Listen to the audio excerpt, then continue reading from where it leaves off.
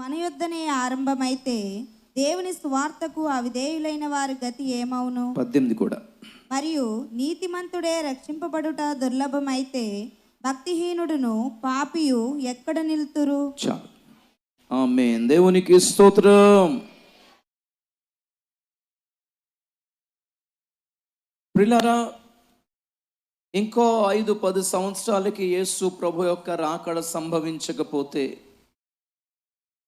సంఘం ఎత్తబడుట అనేది సంభవించకపోతే, ఈ లోకములో బ్రతకడం కంటే శాపగ్రస్తమైంది ఇంకొకటి ఉండదు. 2020వ సంవత్సరం అనగా ఈ క్రొత్త సహస్రాబ్దం యొక్క 3వ దశకం లేక దశాబ్దం. కొత్త సహస్రాబ్దం అంటే కొత్తగా 1000 సంవత్సరాలు, 2000 స్టార్ట్ అయింది కదా. 1999 తర్వాత 2000 ఎప్పుడైతే స్టార్ట్ అయిందో నూతన సహస్రాబ్దము అంటాము. ఈ నూతన సహస్రాబ్దములో 2 దశాబ్దాలు గడిచిపోయాయి.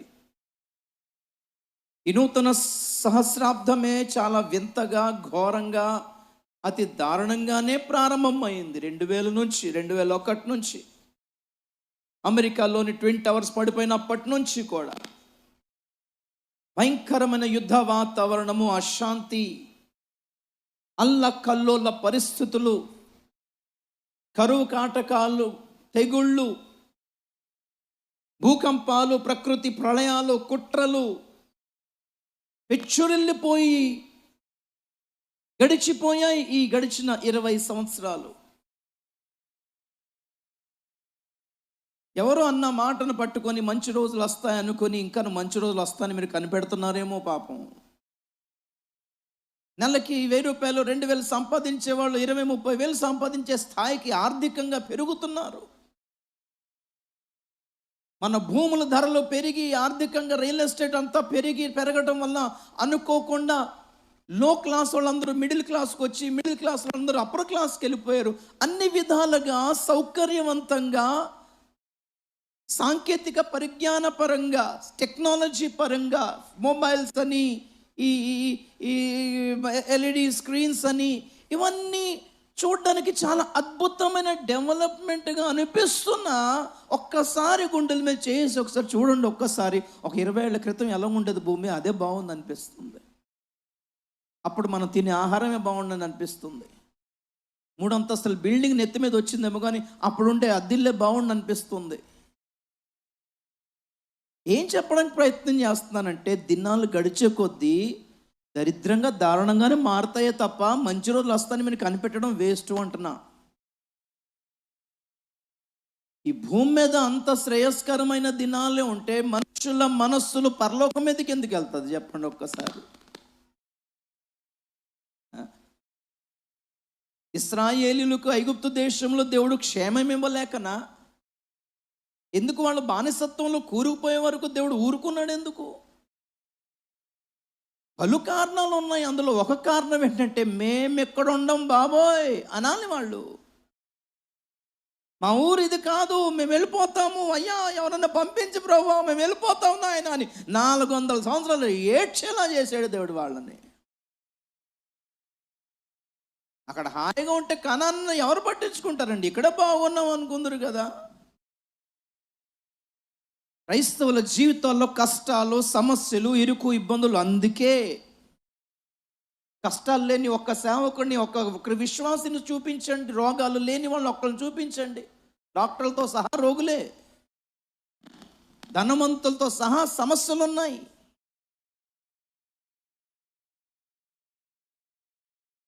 ఆర్థికంగా బాగుంటే ఆరోగ్యంగా బాగోరు, ఆరోగ్యం బాగుంటే ఆర్థికంగా బాగోరు. ఏదో కోణములో ఏదో ఒక సమస్యతో, అరే క్రైస్తవులైనా క్రైస్తవేతరులైనా సమస్య లేని వాళ్ళు ఎవరున్నారు భూమి మీద?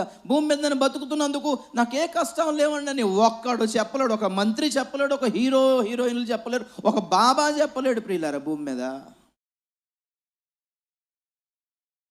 బ్రతకటానికి అనుకూలమైన స్థితిలో ఈ లోకమైతే లేదు ప్రస్తుతానికి. ఇవన్నీ చెప్పడానికి కారణం ఏంటంటే, మిమ్మల్ని మెంటల్గా ప్రిపేర్ చేస్తున్న భవిష్యత్తు మీద ఆశ పెట్టుకోకండి. భవిష్యత్తు ఏమైనా క్షేమకరంగా ఉంది అంటే అది ఒక్కటే, యేసు ప్రభు రాకడ తప్ప వేరే ఆప్షన్ లేదు. ఇక యేసు ప్రభు రాకడలో ఎత్తబడడానికి సిద్ధపడుతున్న సంఘానికి తప్ప ఇంకొక నిరీక్షణ నేను మీకైతే కలుగ చేయలేని. రాకడ, యేసు క్రీస్తు యొక్క రాకడ మనకి నిరీక్షణ కాకపోతే కరోనాతో సావడం బెటర్ అండి. నిజం, సంఘం శ్రమల్లో ఉంటుంది అనుకునే వాళ్ళకి చెప్తున్నా. యేసుక్రీస్తు యొక్క రాకడ, సంఘం ఎత్తబడుట అనేది మనకి శుభప్రదమైన నిరీక్షణ కాకపోతే ఇక రాకడ ఎందుకు? కరోనా బెటర్ కదా, ఇదన్నా మనకి శ్రమల్లోకి వెళ్లకుండా చంపేస్తుంది, దేవుడి దగ్గర తీసుకెళ్తుంది, మంచిదే కదా. ఈ రోగం వచ్చి పోవడం బెటర్ కదా, రాకడ వచ్చి ప్రభు వచ్చి కాపాడి తీసుకెళ్తాడు అనేది మనకి నిరీక్షణ కాకపోతే, death is better than rapture అండి. If you think that the church will be in tribulation. దేవునికి స్తోత్రం చెప్తాం గట్టిగా ఒకసారి. గొప్ప విషయం ఏంటంటే, సంఘ వడబోత ప్రక్రియ దేవుడు మొదలు పెట్టేశాడు. హల్లెలూయా. దేవునికి స్తోత్రం చెప్తాం గట్టిగా ఒకసారి, గట్టిగా హల్లెలూయా. యేసు ప్రభు యొక్క రాకడలో జరిగే వడబోత ప్రక్రియ, ఏరుకొని ఎన్నుకొని తీసుకెళ్లే ప్రక్రియ ఎలాగుంటుందో మనం చదివిన లేఖన భాగం 1 పేతురు 4:17-18 వచనాల్లో చదివాం. ఏమిటి అనగా, తీర్పు దేవుని ఇంటి యొద్ద ప్రారంభమగు కాలము వచ్చి ఉన్నది. స్తోత్రం చెప్దాం గట్టి ఒకసారి. సంఘము ఎత్తబడేది కూడా ఒక తీర్పే. బైబిల్లో 24 తీర్పులు ఉన్నాయి. అందులో 11 తీర్పులు అయిపోయాయి 2000 సంవత్సరాల క్రితమే. క్రొత్త తీర్పులు ఏమీ లేవు. ఆ 11 తీర్పుల్లో జరిగినవే రన్ అవుతున్నాయి ఇప్పటికీ. పరలోకపు కోర్టు నుండి రిలీజ్ అయిన తీర్పులు అవన్నీ కూడా. 12వ తీర్పు మరలా ఆరంభము కాబోతుంది. ఎక్కడ నుండి? సంఘము నుండి ఆరంభమవుతుంది. ఎలా ఉంటుంది అని అంటే, నీతిమంతుడే రక్షించబడుట దుర్లభమైతే. ఈ పూట మీకు ఇదే ప్రసంగ శీర్షిక. రక్షింపబడని నీతిమంతులు, రాసుకునేవాళ్ళు ఉంటే రాసుకోవచ్చు. Unsaved righteous. రాకడలో ఎత్తబడని క్రైస్తవులు, రాకడలో ఎత్తబడని సో కాల్డ్ నీతిమంతులు, తాము నీతిమంతులని అనుకుంటున్న నీతిమంతుల గురించి మాట్లాడుతున్నాను ఈ పూట. క్రైస్తవులే వీళ్ళంతా, రాకడలో ఎత్తబడరు. నీతిమంతుడే రక్షించబడుట దుర్లభమైతే. రాకడ సమయంలో ఒక రక్షణ జరుగుతుంది, రక్షణ కార్యం జరుగుతుంది. సిలువలో ఒక రక్షణ కార్యం జరిగింది, రాకడలో ఒక రక్షణ కార్యం జరుగుతుంది. ఏమిటిది? సిలువలో జరిగిన రక్షణ కార్యము మన ఆత్మలకు రక్షణ కలుగ చేసింది. కానీ ఇప్పటికీ బట్టలు వేసుకుంటున్నాం, శరీరానికి రక్షణ రాలేదు. ఆత్మ రక్షించబడింది. అందుకే ప్రభువుని నమ్ముకున్న క్రైస్తవుడు, నీతిమంతుడు చచ్చిపోయినా అతని ఆత్మ పరలోకం వెళ్తుంది, కానీ శరీరం వెళ్దు. ఇక్కడ పాది పెట్టాలి. శరీరానికి ఇంకా రక్షణ రాలేదు. ఈ శరీరం పరలోకానికి వెళ్ళడానికి అర్హత సంపాదించలేదు. ఈ శరీరము అక్కడికి వెళ్ళాలంటే, అక్షయమైన రాజ్యానికి వెళ్ళాలి అంటే అక్షయమైన శరీరం ధరించాలి, అలా మారాలి. కాబట్టి శరీరాన్ని అక్కడ పెట్టేసి నువ్వు రా, అందక విశ్రాంతి పొందుదులే అని ప్రభు తన ప్రజలను తీసుకెళ్తున్నాడు. అందుకే పరిశుద్ధులు పరదేశికి కొనుకోబడుతున్నారు. ఆత్మలు వెళ్తున్నాయి, శరీరాలు ఇక్కడే ఉంటున్నాయి. రెండో రాకడలో ఈ శరీరాలు మహిమగా మారుస్తాడు, అక్షయలుగా మారుస్తాడు. అప్పుడు వీళ్ళందరూ అక్షయ శరీరధారులై పరలోకములో ప్రవేశిస్తారు, నూతన యెరూషలేములో.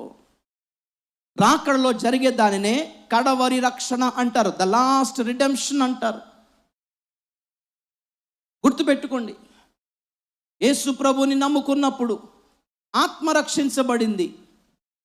యేసుక్రీస్తు రెండో రాకడలో శరీరానికి విడుదల కలుగుతుంది. ఆత్మకు రక్షణ యేసుక్రీస్తు వలన కలిగింది, కానీ శరీర రక్షణ పరిశుద్ధాత్మ వలన కలుగుతుంది. స్తోత్రం చెప్పండి గట్టిగా ఒకసారి. ఎఫెసీ పత్రిక 4:30 చదవండి. ఎఫెసీ పత్రిక 4:30. దేవుని పరిశుద్ధాత్మను దుఃఖపరచకుడి, విమోచన దినము వరకు ఆయన యందు మీరు ముద్రింపబడి ఉన్నారు. ఆయన యందు మీరు ముద్రించబడి ఉన్నారు. చాలు, దేవునికి స్తోత్రం చెప్పండి గట్టి ఒకసారి. విమోచన అంట, అదే రక్షణ. ప్రభుని నమ్ముకున్నప్పుడు ఒక విమోచన కార్యం జరిగింది, ఆత్మకు విమోచన కలిగింది. రెండో రాకడలో శరీరానికి విమోచన కలగబోతుంది. ఆత్మకు రక్షణ యేసుక్రీస్తు వలన కలిగింది, శరీర రక్షణ పరిశుద్ధాత్మ వలన కలగవలసి ఉన్నది. కనుక పరిశుద్ధాత్మను నమ్మని సంఘాలు కానీ, సేవకులు కానీ, పరిచర్లు కానీ, విశ్వాసులు కానీ వాళ్ళందరూ కూడా అవుట్ ఆఫ్ లిస్ట్ అన్నమాట, అసలు లిస్టులోనే లేరు. ప్రకటన గ్రంథం 22:17 చదవండి. ప్రకటన గ్రంథం 22:17. ఆత్మయు కుమార్తెయు రమ్ము అని చెప్పుచున్నారు, వినువాడును రమ్ము అని చెప్పవలెను. చాలు, దేవుని స్తోత్రం చెప్పండి ఒకసారి. బైబిల్లో చివరికి వచ్చేటప్పటికి పరిశుద్ధాత్మ పక్కన ఎవరున్నారు?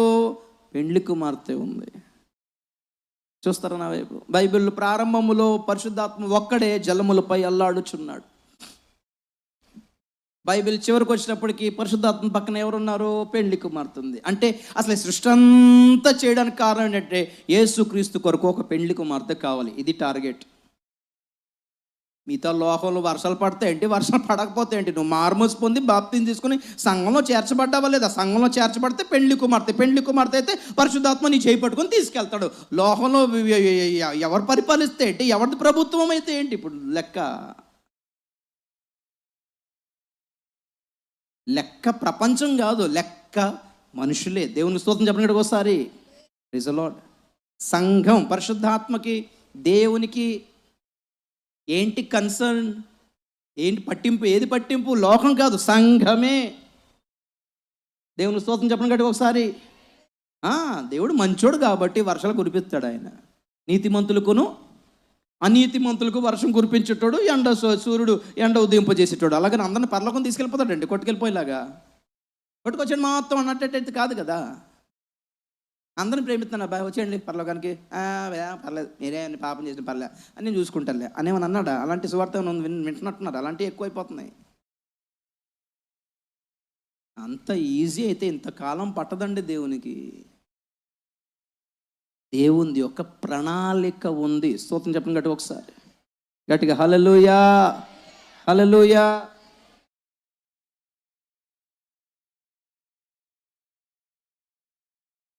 ఈ లోకంలో దేవునికున్న పట్టింపు సంఘం మాత్రమే. సంఘంలో చేర్చబడి సిద్ధపడితే పరిశుద్ధాత్మే సిద్ధపరుస్తాడు. ఎవరి చెయ్యి పరిశుద్ధాత్మ పట్టుకున్నాడో, లేకపోతే ఏ సంఘం అయితే తమ జీవితాలను పరిశుద్ధాత్మ చేతిలో పెట్టుకున్నారో వాళ్ళే రాకడ కొరకు సిద్ధపడుతున్నారు. మిగిలిన వాళ్ళు లెక్కే లేదని అర్థం.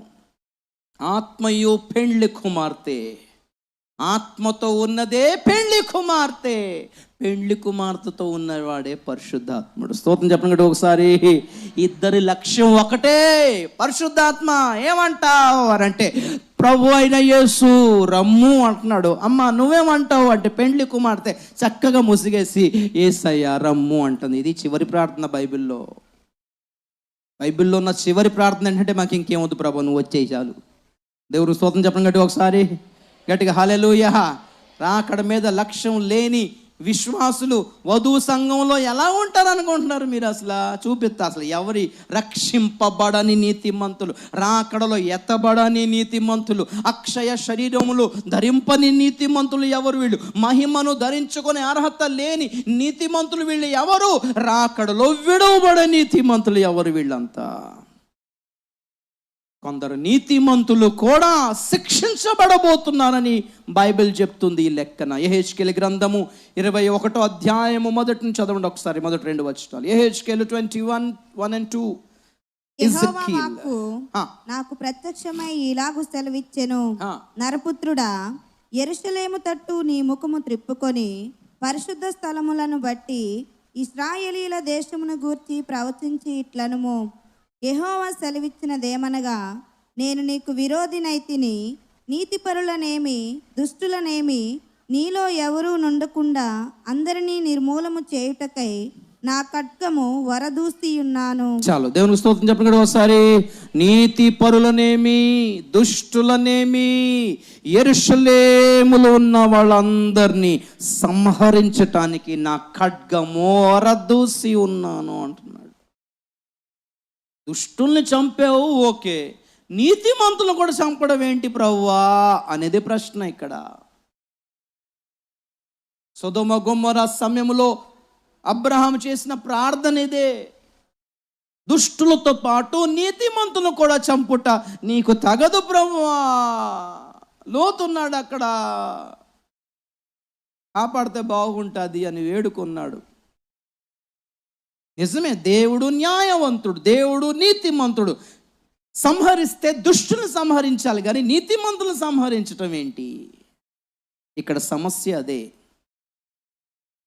వీళ్ళు ఎలాంటి నీతిమంతులో చెప్తాను మీకు, జాగ్రత్తగా గమనించండి. మనందరికి తెలిసిన వాక్యమే, లూకా సువార్త 15వ అధ్యాయం 7వ వచనం చదువుదాం. మొదటి రక్షించబడని, రాకడలో ఎత్తబడని, నశించిపోయే నీతిమంతులు ఎవరు ఇక్కడ కనపడుతుంది. మత్తయి సువార్త 15:7. అటువలే మారు మనస్సు అక్కరలేని 99 మంది నీతిమంతుల విషయమై 99 మంది నీతిమంతుల విషయమై కలుగు సంతోషము కంటే మారు మనస్సు పొందు ఒక్క పాపి విషయమై పరలోకమందు ఎక్కువ సంతోషము కలుగును. స్తోత్రం చెప్తాం గట్టి ఒకసారి, గట్టిగా హల్లెలూయా. యేసు ప్రభు రాకడలో ఎత్తబడని క్రైస్తవులు కనుక నీతిమంతులు అని చెప్పాల్సి వస్తుంది. కాకపోతే పరలోకానికి వెళ్ళని క్రైస్తవులు వీళ్ళు, పరలోకానికి వెళ్ళని నీతిమంతులు వీళ్ళు. ఎందుకు? ఎవరు వీళ్ళు అంటే మారు మనస్సు అక్కరలేని నీతిమంతులు అంట. అక్కర్లేని నీతిమంతులు కాదు, మాకు అవసరం లేదు అనుకునే నీతిమంతులు వీళ్ళు. అర్థమైందా? అర్థమయ్యేలా చెప్తాను, నా వైపు చూడండి ఒకసారి. బాప్తిస్మా ఇచ్చి యోహాను చేసిన ప్రసంగంలో, ఆ మీటింగ్లో స్వస్థతలు ఏమైనా జరిగేమన్నా? లేదు. ఇలా ఇలా ఇలా చెయ్యి తిప్పితే 10 మంది పడిపోయారు ఏమన్నా? లేదు. కుంటి వాళ్ళు ఏమన్నా నడిచారా? లేదు. అది తప్పు కాదులేండి, చెప్తాను జనరల్గా. తర్వాత యేసుప్రభు పరిచర్లో జరిగినాయి, కానీ యోహాను పరిచర్లో జరగలా. గమనించండి తేడా. స్వస్థత జరగలా, కుంటి వాళ్ళు వేసి నడవల, ఇలా చేయి తిప్పితే పిట్టలు రాలినట్టు 50 మంది రాలిపోలేదు. ఈయన గారు ప్రార్థన చేస్తే ఒకరు ఉద్యోగం వచ్చింది లేదు, ఈయన గారు ప్రార్థన చేస్తే సంతానం కలిగింది లేదు. కానీ కొన్ని వేల మంది వచ్చి బాప్తిసాలు తీసుకున్నారంట. ఎందుకు తీసుకుని ఉంటారు? ఇంటర్వ్యూ చేద్దాం. అమ్మ మునిగి వచ్చినట్టున్నారు, ఏంటి సంగతి, ఏం జరిగింది, ఆయన మీటింగ్కి వెళ్ళారు, ఏమొచ్చింది, ఏమైనా 10 ఏళ్ళ నుంచి సంతానం లేదని ప్రాబ్లం? అబ్బాయి అలాంటి ప్రాబ్లం ఏం లేదండి. మరి జాబ్ ఏమైనా వచ్చిందా? అబ్బాయి జాబ్ కూడా ఏమి రాలేదండి. పొలం మీకు నడుము నొప్పి బాగా అయిందా? అబ్బాయి అది కూడా లేదండి. మరి ఎందుకంటే పొలం మునిగోసి వచ్చేసారు మీరంతా. వాక్యం విన్నామండి. ఏంటా వాక్యం? నీకు పరలోకం కావాలంటే రా అన్నాడు. చప్పలు కొట్టి గట్టి ఒకసారి. అక్కడ జనం వెళ్ళింది ఎందుకంటే పరలోకం కోసమే. ఆ వాక్యం విని మునిగింది ఎందుకు? పరలోకం కోసమే. అసలు అక్కడ మారు మనసు పొందింది ఎందుకంటే పరలోకం కోసమే తప్ప కడుపు నొప్పుల కోసం, సంతానం కోసం, వీటి కోసం అయితే కాదు. ఒరిజినల్ పరిచర్ ఇదే. ఎంత పొద్దున చెప్పా కదా, నా పరిచర్లో స్వస్థత రాకపోతే ఏంటి, ఇప్పుడు పరలోకం వస్తే చాలు. అసలు నాకైతే 100 మంది కాకపోతే 10 మందినే చాలు. అక్కడ తలెత్తుకుంటాను దేవుని దగ్గర. ప్రభా ఫోన్లో 10 మంది తీసుకొచ్చా ప్రభా అంటే మూలకొండ అంటాడు. మూలకన్నా ఉందాం ఏంటి, ఇప్పుడు ఏం చేస్తాం? ఇక మూలకొండడానికి 10 మంది అయినా చాలు. హల్లెలూయా. వేల మంది రాకపోయినా నాతో పాటు పరలోకానికి 4 తీసుకెళ్ళగలితే చాలు. నా ఆయన దగ్గర మొహం చూపించుకుంటా కొంచెం. ఎందుకో ప్రభు ఈ మొహం చూడు నాయన, చేతనైన కాడికి చేశాను ప్రభు. పరలోకం రాని నీతి మంతులు ఎందుకండి? ఇదిగో ఇన్ని లైట్లు వెళ్తున్నాయి చూసారా, హైలోజన్లు. కొన్ని అప్పట్లో ట్యూబ్లైట్లు ఎక్కువ ఉండేవి. 100 200 వేసి పెట్టేవాళ్ళు, వెలిగేవి కాదు. అది ఒకటో హైలోజన్లు 2 ఉండేవి అప్పట్లో. అనుకునేవాడిని, వెలగని ట్యూబ్లైట్లు 100 ఉంటే ఏంటి, వెలిగే 0 వోల్ట్ బల్బు అయినా 10 ఉన్నా చాలు. అసలు స్తోత్రం చెప్పినట్టు ఒకసారి ఒక రూమ్ అన్నా వెలిగిస్తుంది అది, అవునా కదా?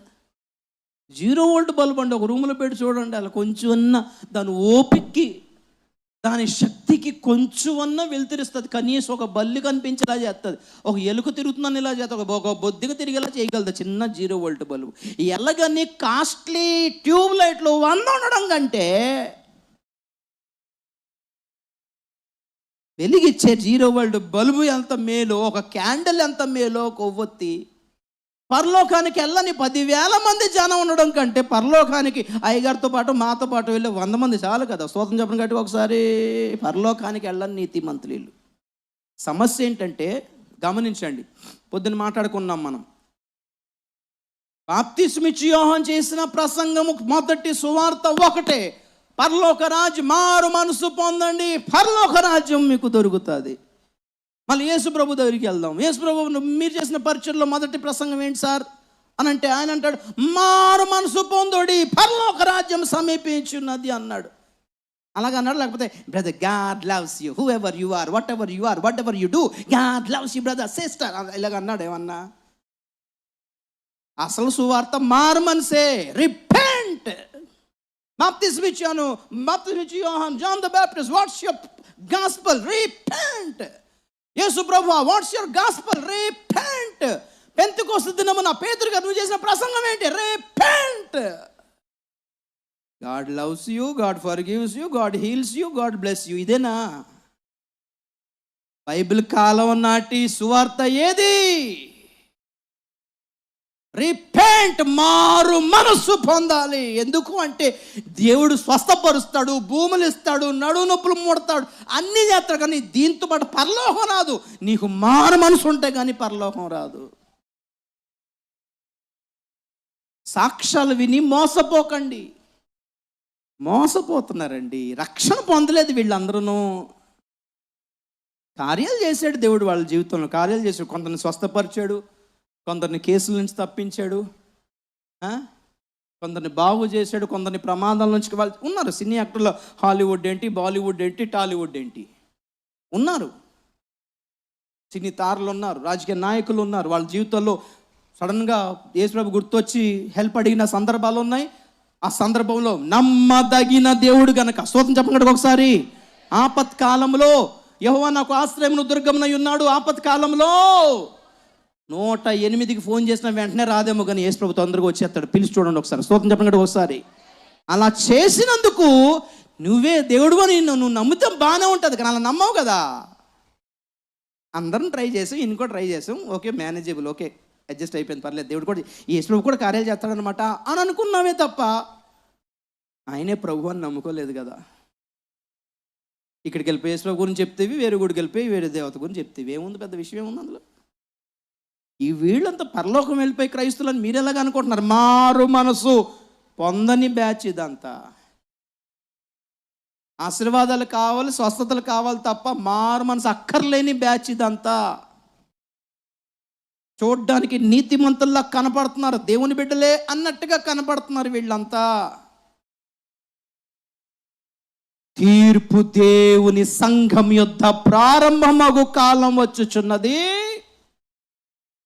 ఆ సమయములో నీతిమంతులే కొందరు రక్షించబడుట దుర్లభమైతే భక్తిహీనుడును పాపియు ఎక్కడ నిలబడతారు? కొందరు క్రైస్తవులుగా దేవుని బిడ్డలుగా చలామణి అవుతున్న వాళ్ళే డౌటు పరలోకం వెళ్ళడం. వీళ్ళకే పరలోకం వెళ్తారో లేదో డౌట్ ఉంటే భక్తిహీనులు పాపులు ఇంకెక్కడ నిలబడతారు అన్నాడు పేతురు. ఇక్కడ రాకడలో ఎత్తబడిన మొట్టమొదటి నీతిమంతులు ఎవరు అంటే ఆశీర్వాదాలు సంపాదించారు తప్ప మారు మనసు అయితే పొందలేదు, రక్షణ అయితే పొందలేదు. రక్షణ అంటే ఏంటో తెలియలేదు వాళ్ళకి. యాక్చువల్లీ కొందరు సేవకులు ఆ అవగాహన కలుగ చేయలేదు. బ్లెస్సింగ్ ఒకటే అనుకున్నారు. బ్లెస్సింగ్ ఏముంది? యేసు ప్రభు చేసిన పరిచర్లో జన సమూహము వెంబడించింది. అద్భుతాలు పొందిన జన సమూహమే వాళ్ళంతా, అద్భుతాలు చూసిన జన సమూహమే వాళ్ళంతా. బాప్తిస్మిచ్చి యోహాను పరిచర్యకును యేసు ప్రభు చేసిన పరిచర్యకు ఇదే తేడా. బాప్తిస్మిచ్చి యోహాను కేవలం వాక్యమే చెప్పాడు, అనేక మందిని సంపాదించాడు. యేసు ప్రభు వాక్యముతో పాటు స్వస్థతలు కూడా యాడ్ చేసుకున్నాడు. మనమేమనుకుంటే అద్భుతాలు జరిగితే జనాల్లో మార్పు వస్తుంది, అద్భుతాలు జరిగితే జనాలు మార్పు. ఎక్కడ? సిలువ దగ్గర అమ్మేశారు కదా ఆయన్ని. పెంతెకొస్తు దినమున 120 మంది కూర్చున్నారు మేడ గదులే. జనమేరయ్యా అంటే వాళ్ళందరూ జనమేరయ్యా. 5,000 మందికి రొట్టెలు చేపలు పెట్టే కదా, 5 రొట్టెలు 2 చేపలు ఏరే అంటే 5,000 మంది ఏమన్నారు వాళ్ళు? రొట్టెలు అంటే తింటాం, దెబ్బలు తింటారండి. మీరు పెట్టి రొట్టెలు అంటే తింటాం, దెబ్బలు తింటాం మీకోసం. ఎవరు రిస్క్ తీసుకుంటారు? Why risk? మాకు రిస్క్ ఎందుకు? మాకు ఈ కేసులు ఎందుకు, ఈ డబ్బులు ఎందుకు? అలాగే అనుకోలేదు. We are not sure. మేము అలాగే అనుకోలేదండి. ఇలాగ ఇన్ని బాధలు పడాల్సి వస్తుందా? ఇంత రిస్కా? అమ్మో చర్చికి వెళ్తే కొట్టేసేలాగా ఉన్నారు. సత్యం కోసం ప్రాణం పెట్టలేకపోతే ఇంకెందుకు? ఈరోజు స్వస్థత పొందిన చావడం ఖాయం భూమి మీద. హల్లెలూయా.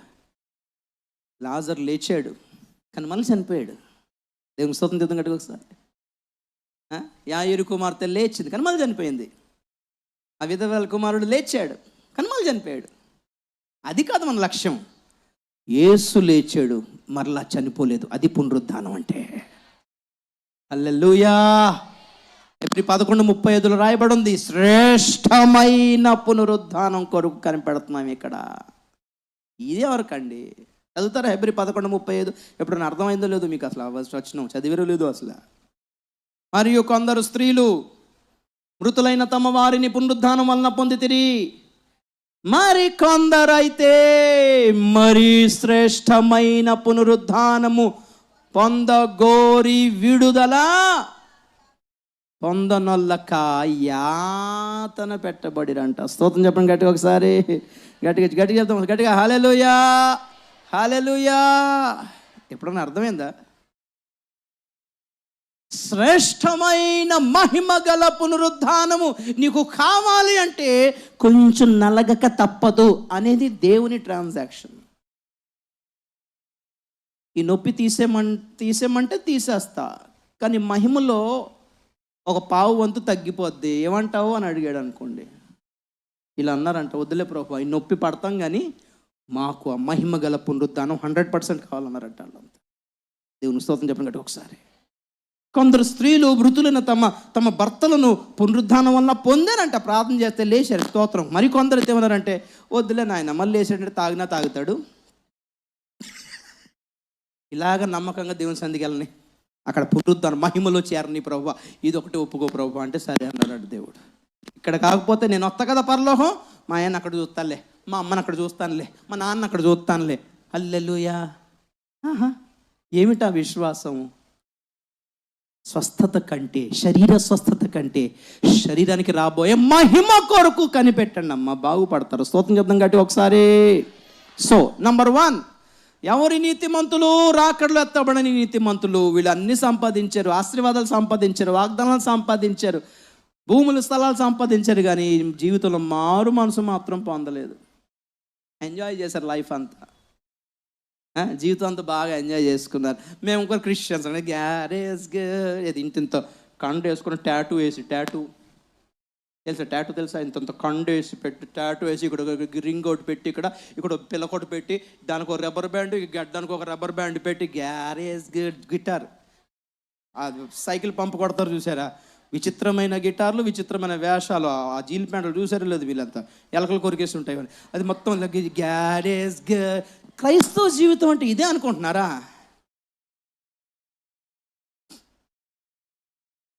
ఊర్లలో ఉంటారు చూసారు సంఘాలు, వాళ్ళండి నిజమైన క్రైస్తవులు. స్తోత్రం చెప్పండి గట్టిగా ఒకసారి. వాళ్ళదండి సాక్ష్యాలు.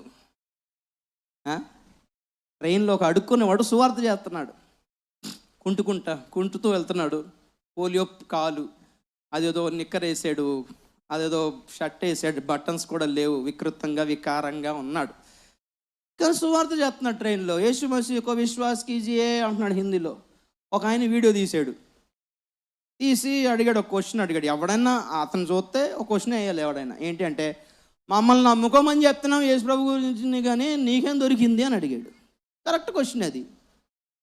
నీకేదో దొరికితే మాకు చెప్పాలి, కానీ మేము నీకంటే బాగానే ఉన్నాం, ఇన్ఫ్యాక్ట్ నీకేం దొరికింది ఆయన నమ్ముకుంటే అంటే ఏమన్నాడు తెలుసా? ఏం దొరుకుతుంది? పరలోక రాజ్యం దొరుకుతుంది అని చెప్పాడు. ఇది ఒక పేదవాని సువార్త. స్తోత్రం చెప్పండి గట్టిగా ఒకసారి. పేదోడు సాక్ష్యం వినండి, పేదోడు సువార్త వినండి. స్తోత్రం చెప్పండి గట్టుకోసారి. ఒరిజినల్ జెన్యున్గా దొరుకుతుంది, మీకు జెన్యున్గా దొరుకుతుంది. 6 months అక్కర్లేదు, ఇవన్నీ కావాలి జనాలకి. రెండోది చూద్దాం ఎవరు నీతిమంతులు. కీర్తన గ్రంథం 11వ కీర్తన 3వ వచనం, Psalm 11:3. పునాదులు పాడైపోగా నీతిమంతులేమి చేయగలరు. చాలు, దేవుని స్తోత్రం చెప్తాం గట్టిగా ఒకసారి, గట్టిగా హల్లెలూయా.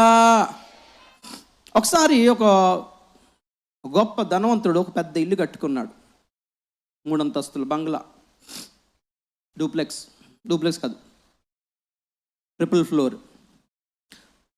ప్రతిష్ఠ కోసం, అదే గృహప్రవేశం కోసం పెద్ద పెద్దోళ్ళని పిలిపించాడు. చాలా అద్భుతమైన కట్టడం, చూసిన అందరూ మురిసిపోతున్నారు. అమ్మమ్మ మేము కూడా ఇలా కడతా బాగుంది, అబ్బా ఏం పెయింట్ వేసాడు, అబ్బా అవి ఏం సీలింగ్, అబ్బా అవి ఏం టైల్స్, అబ్బా అబ్బాబాబా అనుకుంటున్నారు అందరూ. ఏం డిజైన్ ఇది, వావ్, ఏం మెటీరియల్ ఇది, వావ్ అనుకుని అందరూ మురిసిపోతూ ఉంటే ఒక పెద్ద ఆయన, ముసలాయన, ఇంజనీర్, చాలా సీనియర్, ఆయన కూడా వచ్చి ఇల్లంతలా తనిఖీ చేసుకుంటా చూస్తున్నాడు. అందరేమో ఒక్కొక్కళ్ళేమో ఆ డిజైన్ కిటికీ దగ్గరకు వచ్చి సెల్ఫీ తీసుకుంటున్నారు. ఆ కలర్ చూసి, ఆ గోడకున్న ఆ రాయల్ ఎమల్షన్ ఆ పెయింటింగ్ చూసి అది మురిసిపోతున్నారు. కొందరు టైల్స్ చూసి మురిసిపోతున్నారు. ఇక ఆడవాళ్ళందరూ కిచెన్కి వెళ్ళిపోయి ఆ మెటీరియల్ అంతా చూసి వామ్మో ఇంత ఉన్నట్టే. ఈయన మాత్రం ఈ మూలకి వెళ్ళిపోయి ఈ పిల్లర్ని చూసుకుంటా అనుకుంటున్నాడు. మనం ఇంకో మూలకి వెళ్ళిపోయి అటు వెళ్ళిపోయి పిల్లర్ చూస్తున్నాడు, స్తంభం అనుకొని తిరుగుతూ ఉంటే ఈ యజమాని, ఇంటి యజమాని చూశాడు. అందరూ బాగా ఎంజాయ్ చేస్తున్నారు, ఈయన మాత్రం మొహంలో నవ్వులేదు. దగ్గరికి వెళ్ళిపోయాడు. ఏంటి సార్ ఏమైంది, ఏమైనా ఇబ్బంది, ఏమైనా ప్రాబ్లమా, ఏమైనా మీరు ఈ కలర్ బాగాలేదంటారా, కలర్ మార్చేద్దామంటారా, లేదా ఈ సీలింగ్ కొంచెం ఫ్రెష్గా మళ్ళీ ఏదైనా పీకేసి మళ్ళీ వేసుకోవచ్చండి, పర్లేదు చేసుకోమంటారా అంటే అది అంటాడు, మీరు ఈ పై రంగులు చూపించండి, నాకు ఫౌండేషన్ రాంగ్ వేసారా అన్నాడు. నాకు ఈ పిల్లర్లోని తెలిసిపోతుంది, మహా అయితే ఒక 10 నెలల్లో మొత్తం బీటలు వారుతుంది, ఎవరిని ఎత్తి మీద పడుతుందో చూసుకోండి అన్నాడు. 3 అంతస్తుల బిల్డింగు, గృహప్రవేశం అయిపోయింది, పునాదులు పాడైపోయినాయి. చెప్తే ఇంకేం చేస్తాడు చెప్పండి, ఎంత ధనవంతుడని ఇంకేం చేయలేడు. హల్లెలూయా చెప్పండి గట్టిగా, హల్లెలూయా. పునాదులు పాడైపోతే 3 అంతస్తుల బిల్డింగ్ కట్టిన ధనవంతుడు కూడా ఎలాగైతే ఏం చేయలేడో, ఆత్మీయ జీవితపు పునాదులే సరిగ్గా లేకపోతే మీరు ఎంత నీతిమంతులైనా వేస్టే, మీరు ఎంత ప్రార్థనాపరులైనా వేస్టే, ఎంత కానుకలు ఇచ్చేటోళ్ళైనా వేస్టే. సరి అయిన ఉపదేశము, సరి అయిన పునాదే పాడలేదు జీవితానికి. వాక్యపు పునాది, అపోస్తుల పునాది, పెంతెకోస్తు దినమున పేతురు చేసిన ప్రసంగంలో వేసిన పునాది, ఆత్మీయ జీవితానికి సరైన ఫౌండేషన్ వేయకుండా క్రైస్తవులుగా 20-30 సంవత్సరాలు చలామణి అయిపోతున్నారు. చూసారా, ఒక సంఘంలో నమ్మకంగా ఉండాలని తెలియదు కొంతమందికి. ఏదైనా సంఘమేనండి, వారానికి ఒక చోటుకి వెళ్తాం, పెద్ద విషయం ఉందండి. అబ్బో, రోజుకో స్కూల్ పంపి మీ పిల్లోడిని,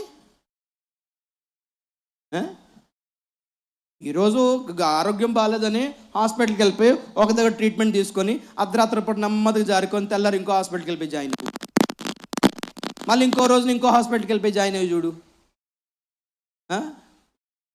అన్ని మందులు వేసుకుని ఏమవుతాం? రోజుకో స్కూల్ మార్చడం,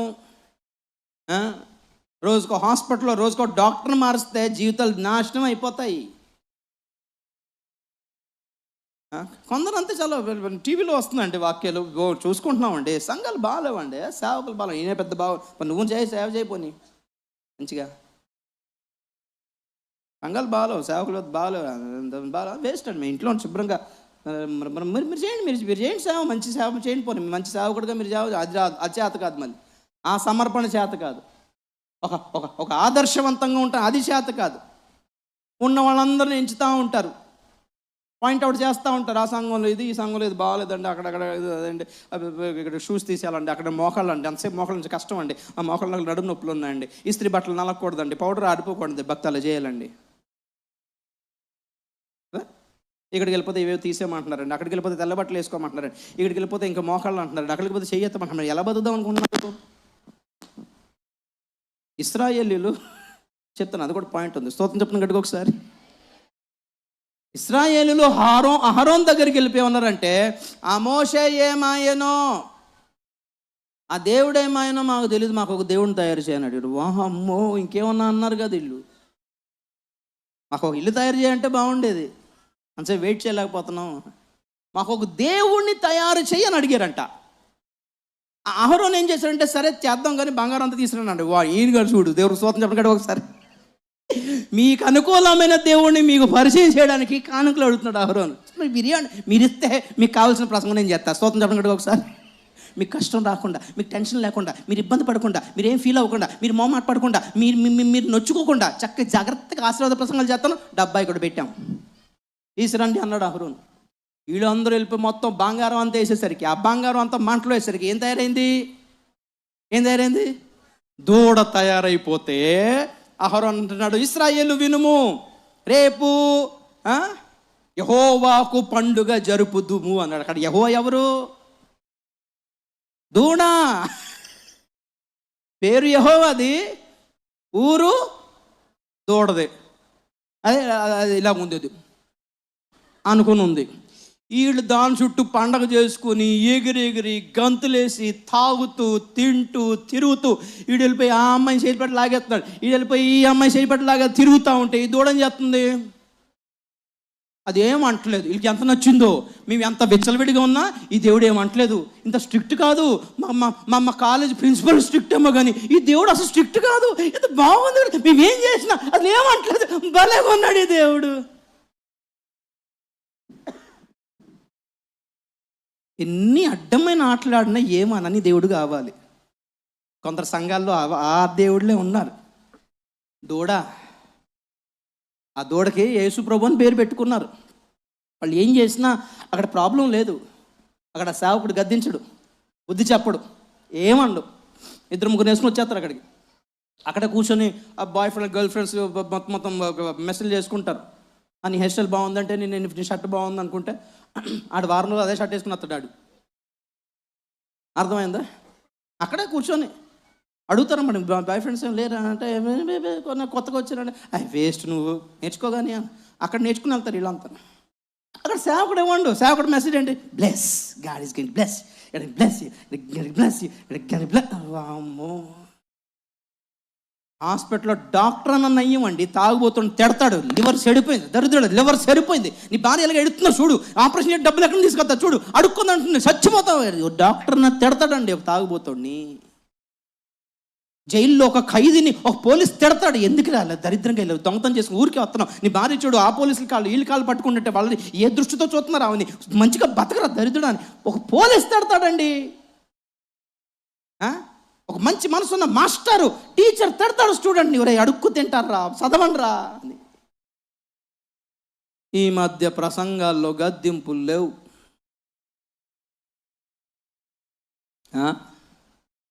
కుక్కలను గూర్చి జాగ్రత్త పడుడి ఫిలిప్పీ పత్రికలో అంటాడు. ఎవరో కుక్కలు తెలుసా? యెషయా గ్రంథం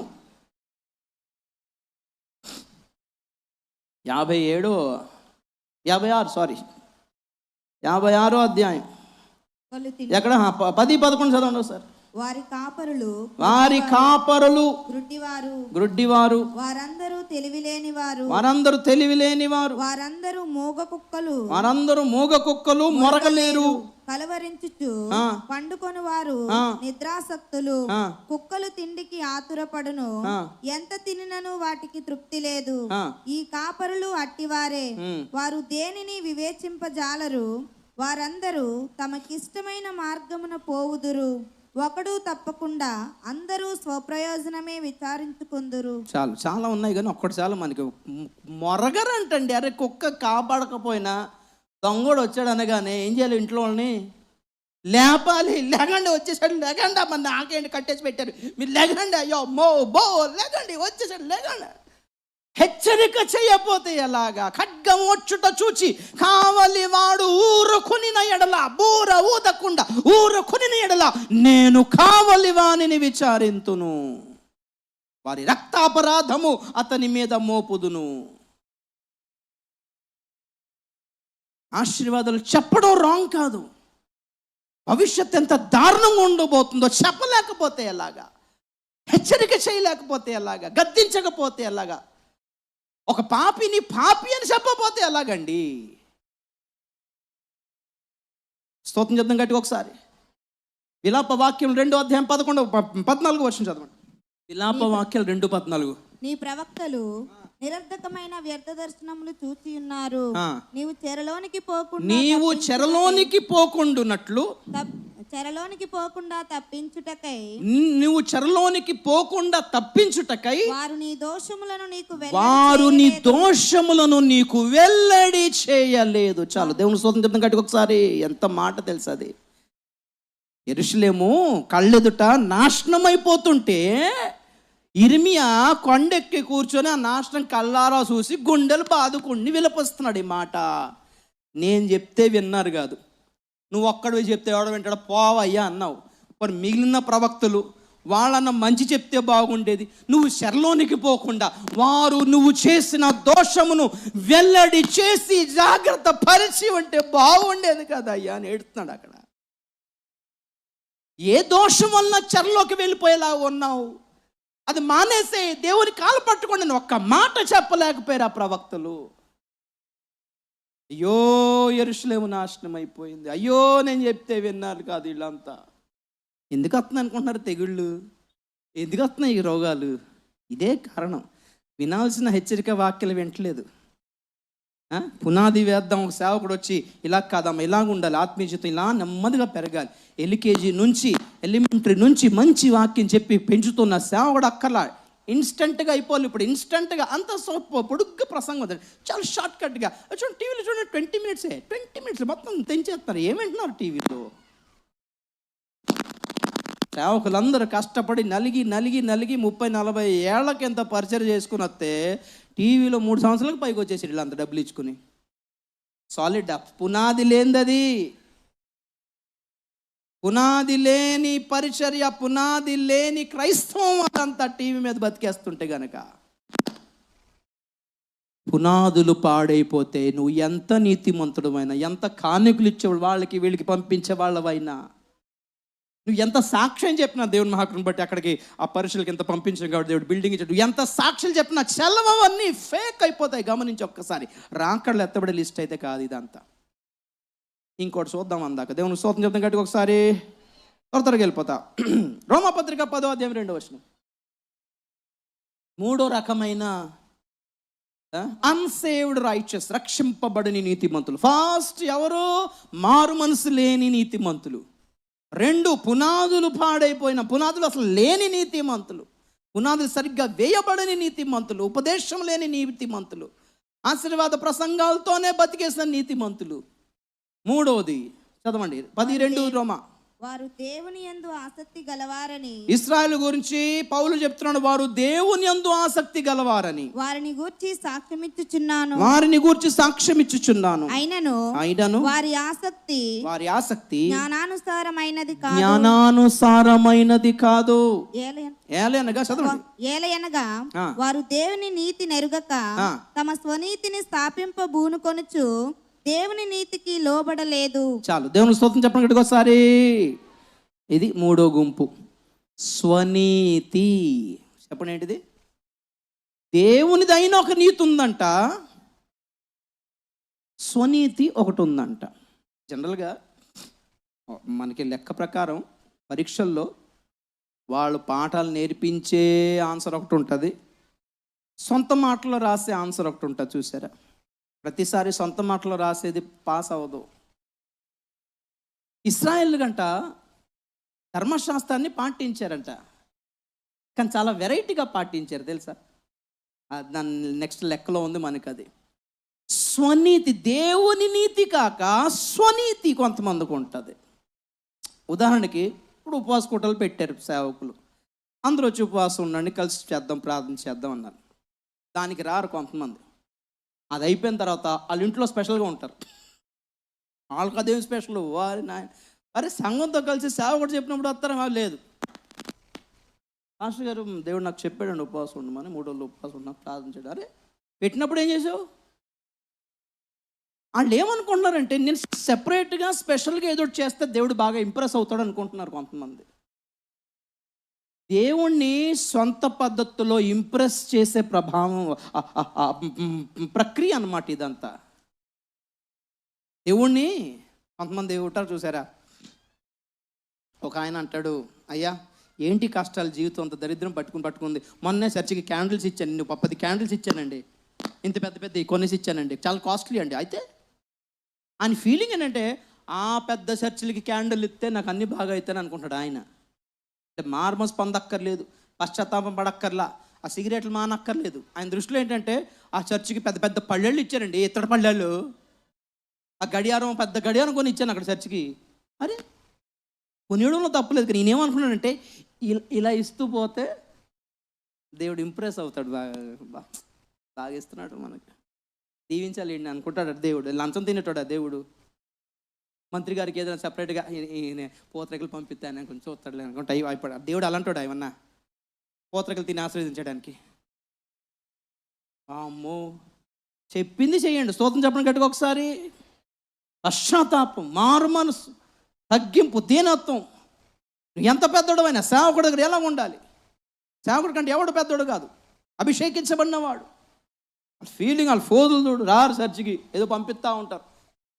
కార్పెట్లు ఇచ్చాను, పంపిస్తాను ఉన్నారులేండి, దేవుడు దీవించిన కాక, కానీ దాంతో లెక్కలోకి రారు అంటున్నా. ఏదో కొన్ని పనులు అయిపోతాయి, మొక్కిబడికి పంపించావు కాబట్టి 4 పనులు అయిపోతాయి, కానీ పరలోహం దొరకదు అంటున్నాను. స్తోత్రం చెప్పండి గట్టుకోసారి. యేసు బాబా ఇక్కడ డబ్బులు రావాల్సి ఉంది, ఆ ల్యాండ్ కొంచెం ఇరుకాటంలో ఉంది, అది కొంచెం క్లియర్ అయిపోతా, నీకు ఇది పెద్ద కార్పెట్ పంపిస్తా చర్చికి అంటే చేస్తాడేమో దేవుడు, చేసాడు కూడా. స్తోత్రం చెప్పండి గట్టిగా ఒకసారి. కానీ ఈ కార్యం వల్ల పరలోకం వస్తుంది అనుకుంటే ఎలాగవుద్ది? వీళ్ళందరూ స్వనీతి, దేవుడు చెప్పిన వాక్యం కాక తమ సొంత పద్ధతుల్లో దేవుణ్ణి మెప్పించాలని చూశారు, ఇంప్రెస్ చేయాలని చూశారు అన్నమాట. ముగించేస్తా, ఇంకా 2-3 ఉన్నాయి చూద్దాం. లూకాసు వార్త 16-15. లూకాసు వార్త 16-15 వచనం. మైక్. మీరు మనుషుల ఎదుట నీతిమంతులని అనిపించుకొని వారు గాని దేవుడు మీ హృదయములను ఎరుగును. చాలు, దేవునికి స్తోత్రం చెప్తాం గట్టిగా ఒకసారి. ఇందాకటేమో దేవుణ్ణి మెప్పించే, దేవుణ్ణి ఇంప్రెస్ చేయాలి సొంత పద్ధతుల్లో అనే నీతిమంతులు అంట, స్వనీతిమంతులు. వీళ్ళు ఎవరంటే మనుషులను మెప్పించే నీతిమంతులు. వీళ్ళు అంటే ఏం చేసినా ఎవరిని ఇంప్రెస్ చేయడానికంటే జనాలను ఇంప్రెస్ చేయడానికి.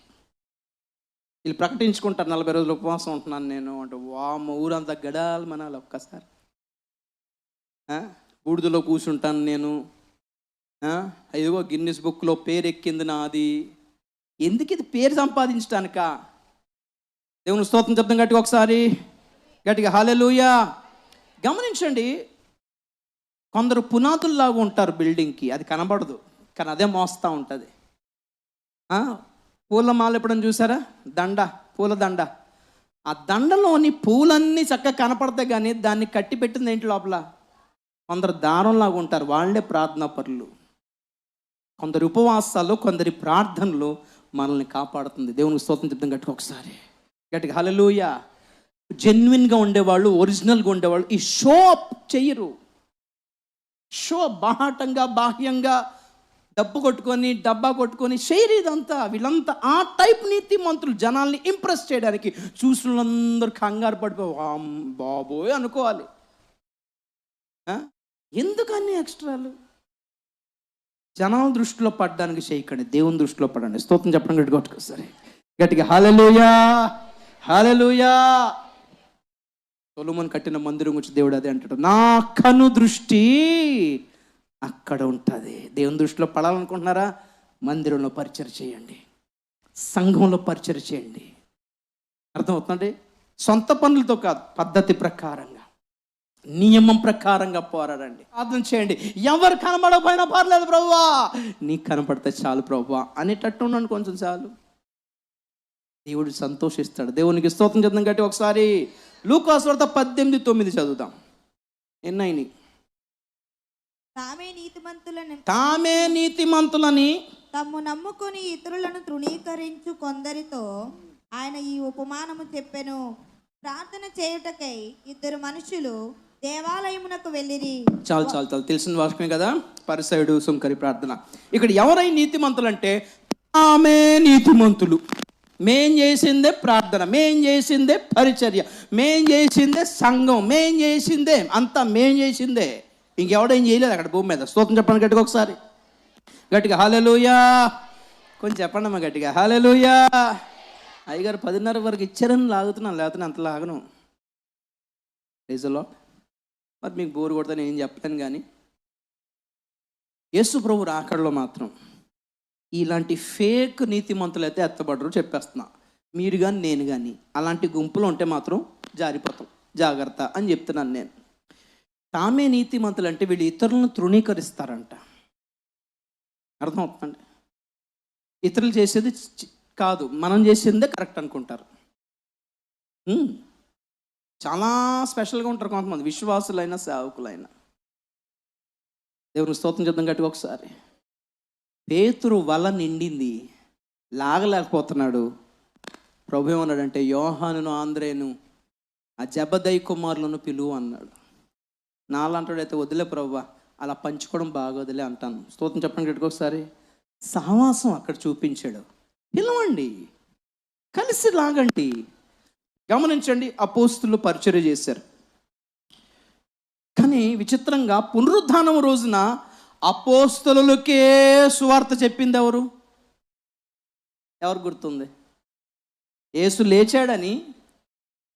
అది ఏమండి, 12 మంది అపోస్తులలో, అంటే యూదాను తీసేస్తే పౌలుని పెట్టుకుందాం, 12 మంది అపోస్తులలో మగ్దలిని మరియా అపోస్తులురాలుగా ఎంచబడలేదు, కానీ ఆమెను దేవుడు వాడుకున్నాడు. దేవుని స్తోత్రం చెప్పండి గట్టిగా ఒకసారి, గట్టిగా హల్లెలూయా. తర్వాత ఏంటి? యేసు ప్రభు శరీరాన్ని సిలువ మీద నుంచి దించాలి, శిష్యులందరూ దాక్కుని ఉన్నారు.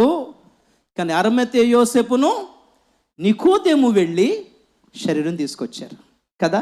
వీళ్ళిద్దరు కూడా అపోస్తులలో ఎంచబడలేదు, కానీ ఘనమైన సేవ చేశారు వీళ్ళంతా.